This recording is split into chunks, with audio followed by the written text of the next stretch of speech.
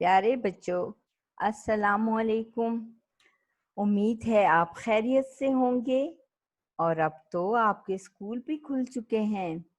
میں تو بہت خوش ہوں اسکول دوبارہ شروع ہونے پر۔ کیا آپ بھی خوش ہیں؟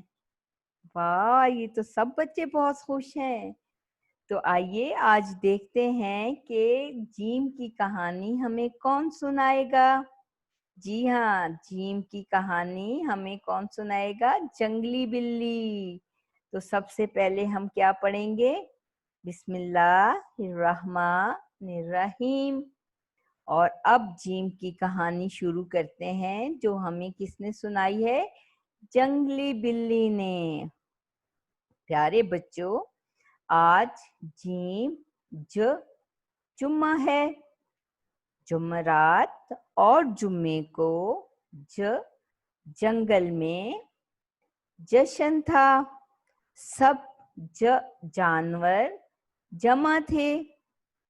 بی لومڑی بھی لمبے جوتے پہن کر آئی تھی۔ چلتے چلتے اس کا پاؤں جال میں پھنس گیا اور وہ منہ کے بل گر گئی۔ اچانک ایک جہاز ان کے قریب سے گزرا۔ سب جانور جلدی سے چھپ گئے۔ جنگلی بلی بھی ڈر کر بھاگی تو ایک جالے میں پھنس گئی۔ جادوگر مکڑی بہت ناراض ہوئی۔ اس نے جنگلی بلی سے کہا کہ اس سے پہلے کہ میں آپ کو جوتے لگاؤں، اس جگہ سے چلی جاؤ۔ جنگلی بلی ڈر کر بھاگی اور سیدھا جامن کے درخت پر چڑھ گئی۔ اس نے دیکھا کہ درخت کی جڑ میں ایک جگنو بیٹھا تھا۔ وہ آنکھیں مل کر کہنے لگا، بلی بہن، کیا ہوا؟ آپ نے تو مجھے نیند سے جگا دیا۔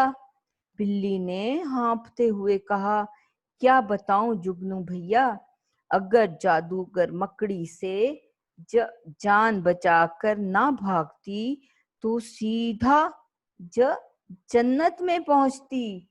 جگنو اور بلی ہنسنے لگے۔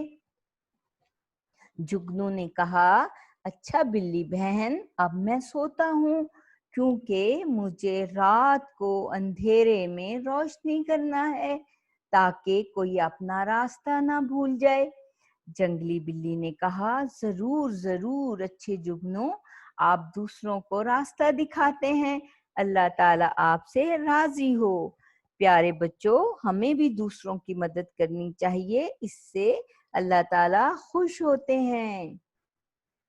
جنگلی بلی صبح سے درخت پر آ بیٹھی تھی۔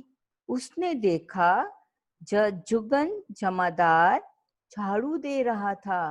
قریب ہی بینچ پر ایک بچی بیٹھی جلیبیاں کھا رہی تھی۔ چاروں طرف مٹی اڑ رہی تھی۔ جنگلی بلی نے گھبرا کر بچی کی طرف دیکھا، کیونکہ امی جان نے بتایا تھا کہ مٹی میں بہت سے جراثیم ہوتے ہیں۔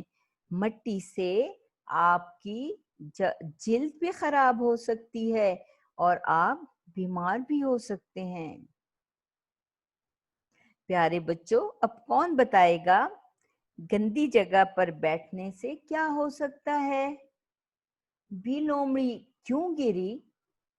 آپ میں سے کس کس نے جگنو کو چمکتے دیکھا ہے؟ پھر ملیں گے ایک نئی کہانی کے ساتھ، تب تک کے لیے اللہ حافظ۔